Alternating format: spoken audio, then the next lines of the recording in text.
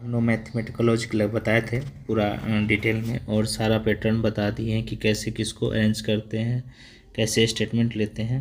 तो चलिए हम क्वेश्चन की बात करेंगे आज। जो हमारा क्वेश्चन है यहाँ पे, जो PYQ के से लिए हैं हमने, है ना।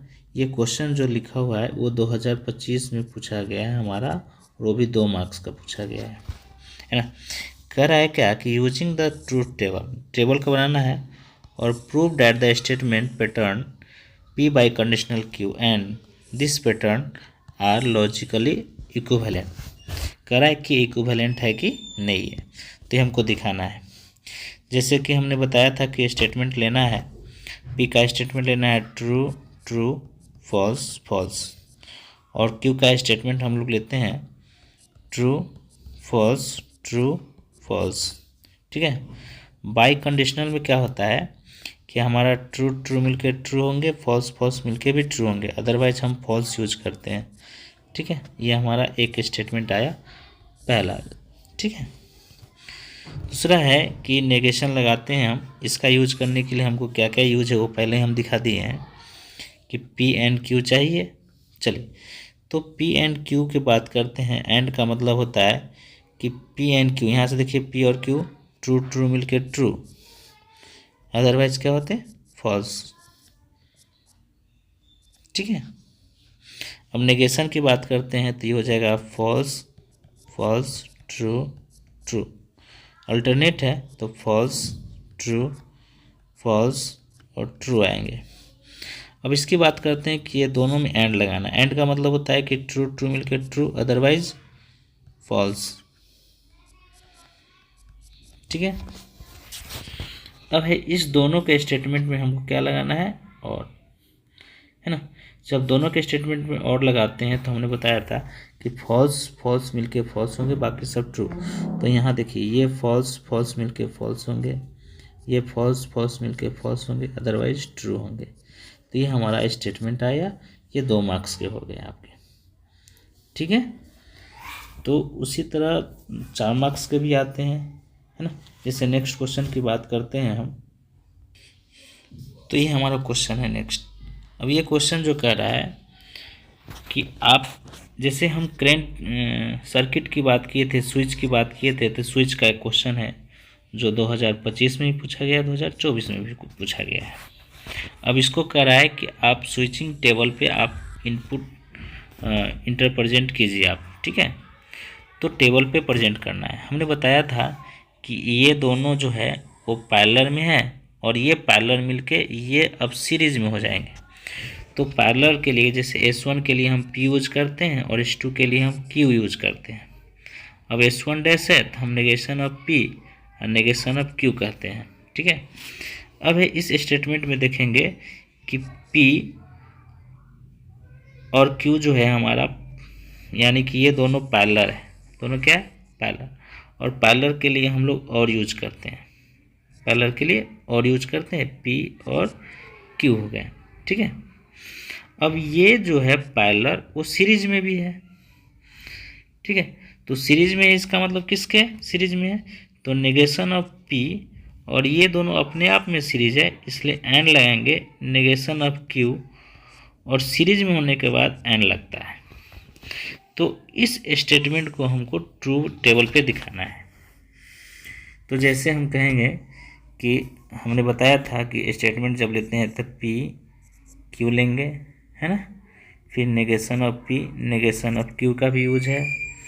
फिर हम कहते हैं कि P और Q का भी यूज है, negation of P and negation of Q का भी यूज है, और लास्ट में है P और Q और and negation of P and negation of Q का यूज है। ठीक है। तो हम P का स्टेटमेंट लेते हैं। ठीक है।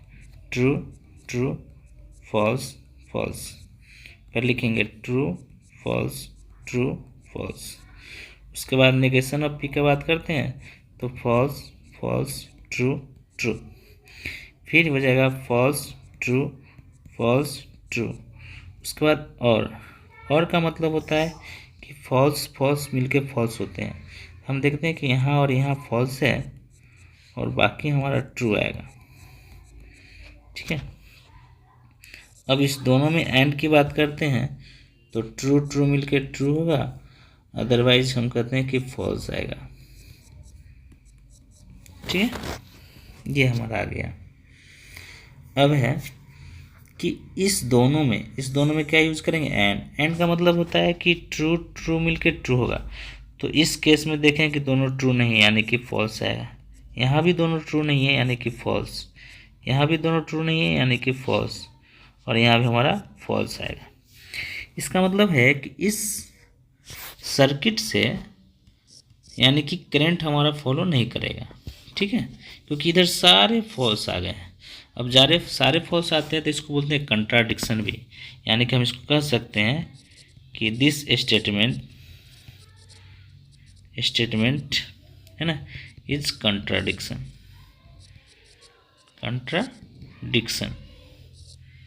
है ना।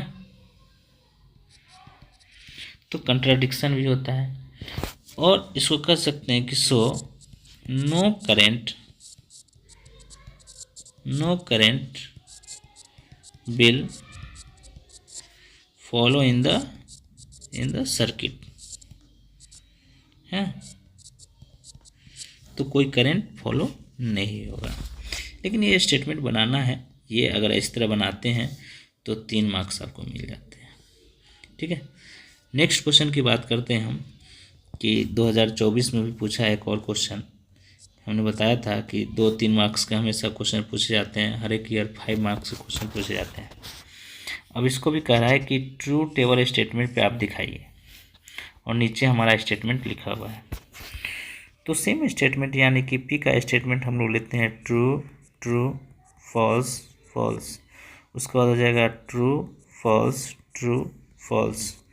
अब जब बाई कंडीशनल की बात करते हैं तो फॉल्स फॉल्स मिलके भी ट्रू और ट्रू ट्रू मिलके भी ट्रू, अदरवाइज हम फॉल्स लेते हैं। ठीक है, अब कह रहा है कि इसके साथ आप एंड लगाइए। एंड का मतलब है कि ट्रू ट्रू मिलके ट्रू होगा, एंड का मतलब ट्रू ट्रू मिलके ट्रू, अदरवाइज हम फॉल्स ही यूज करते हैं। ठीक है, अब ये कह रहा है कि जो वैल्यू हमारा आया है वो इम्प्लाइज क्यू में लगाइए, इधर से इम्प्लाइज क्यू पे लगाइए। तो इम्प्लाइज क्यू का मतलब होता है,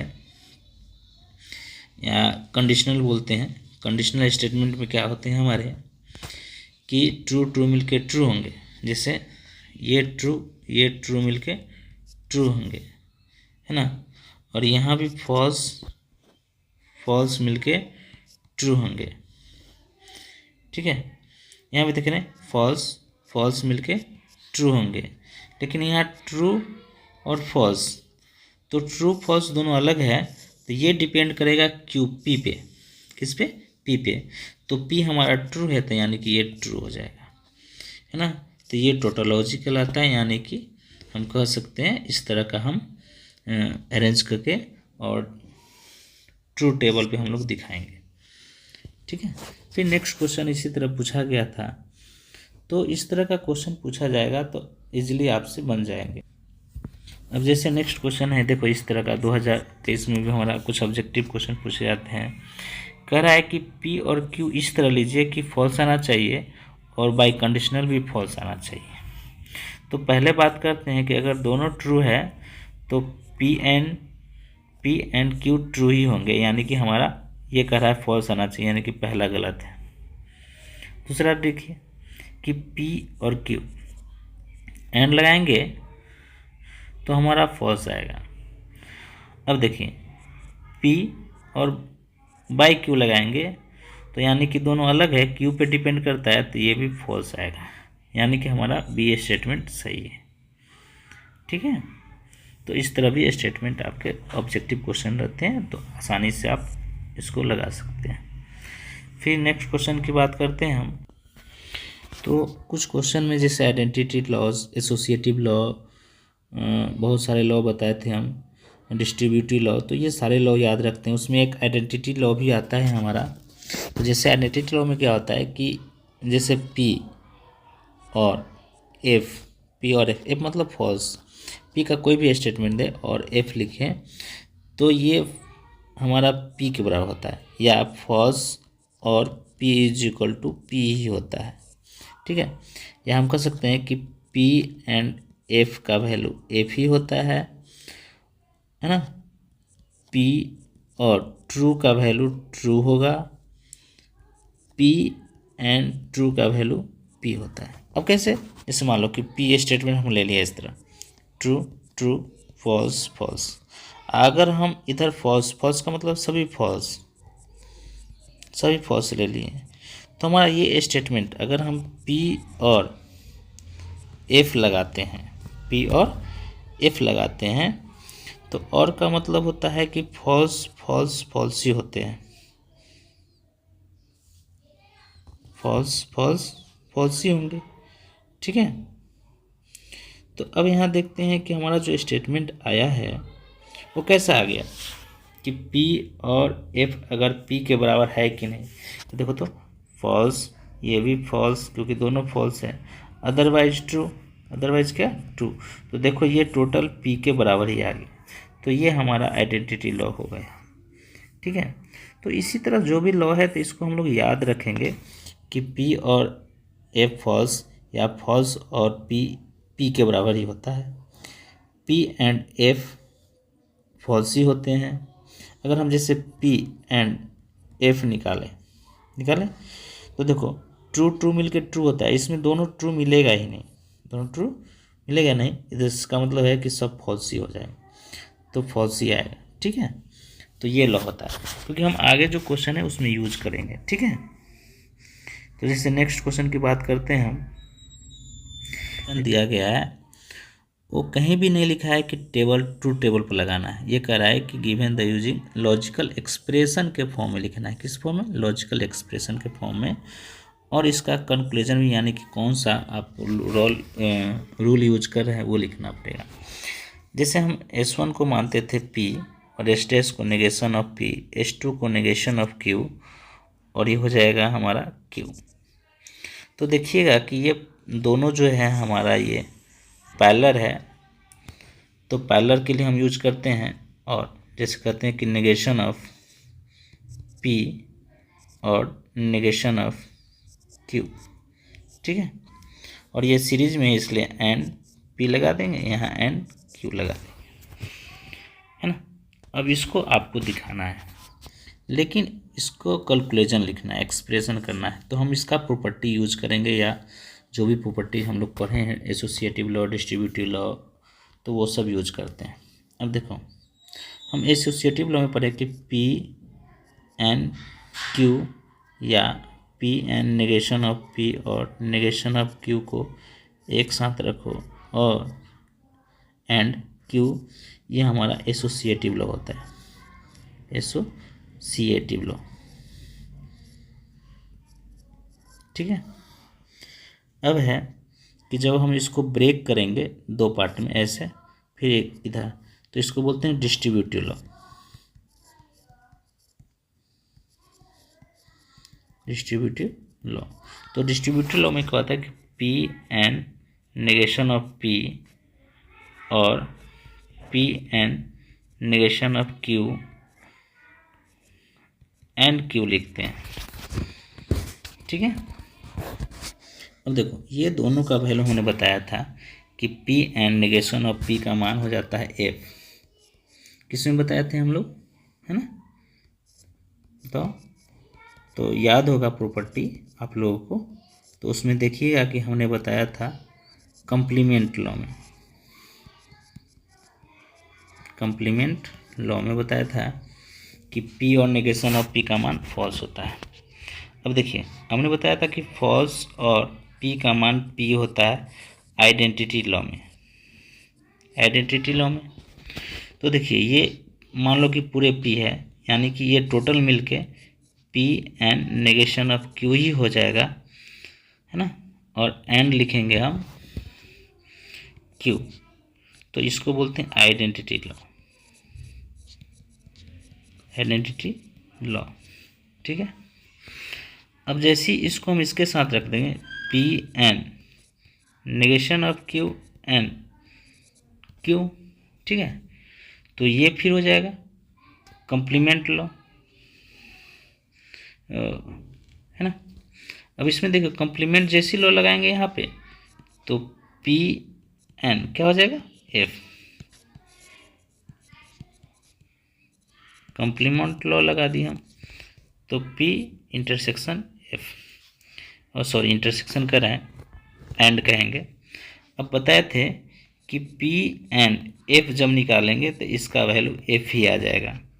क्या आएगा, एफ ही होगा। ये आइडेंटिटी लॉ से। तो इस तरह हम दिखाएंगे, यानी कि एफ आ गया। एफ यहाँ इसका मतलब है कि करंट फॉलो नहीं कर रहा है, no current follow the circuit.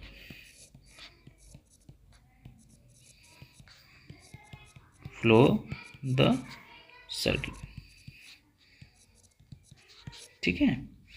तो इस तरह भी हम सॉल्व करेंगे जब हमारा ट्रूथ टेबल की बात नहीं करे तो, ठीक है। अब ये भी 4 नंबर का क्वेश्चन पूछा, तो ऐसे हम उम्मीद कर सकते हैं कि इस तरह का क्वेश्चन रहेगा तो आप लोग को 4 से 5 नंबर क्वेश्चन आ जाएंगे। ये हमारे कंप्लीट हो गए चैप्टर। आप अच्छे से पूरे से एक बार 2 बार रिविजन करके पढ़िएगा तो आसानी से बन जाएंगे, ठीक है।